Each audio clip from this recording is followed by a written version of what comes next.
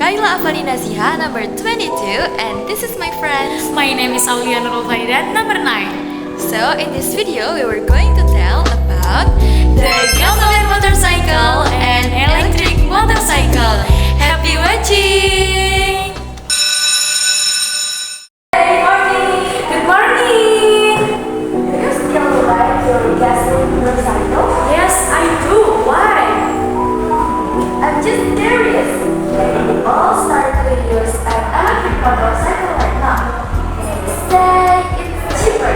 Huh? Cheaper? How come?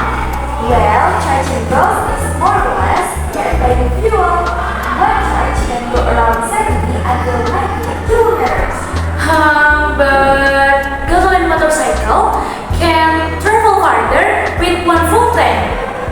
True, but gasoline motorcycle can produce pollution, while electric motorcycle doesn't produce smoke anymore. Oh, yes, you are right. For the environment, electric is better. True, and it's so easy to take care of. No oil change, no smart plugs. That sounds nice, but is this fast enough?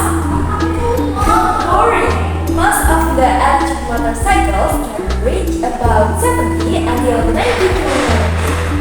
I think that's enough for the daily use in the city. But charging takes longer than filling up with fuel, right? Yes, it takes a few hours. That's the downside. And for the long trips, it must be difficult. There are not many charging stations yet. Exactly. But for the daily use, like going to school or going to work, that's very practical. How about the price? Isn't it expensive? No, now it's getting more affordable. There are many discounts at shop and also support from government. Wow, interesting.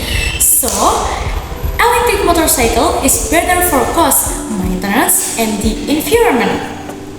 And gasoline motorcycle is better for the long distance trip, also easy refueling. I see. So it depends on our need. Totally agree.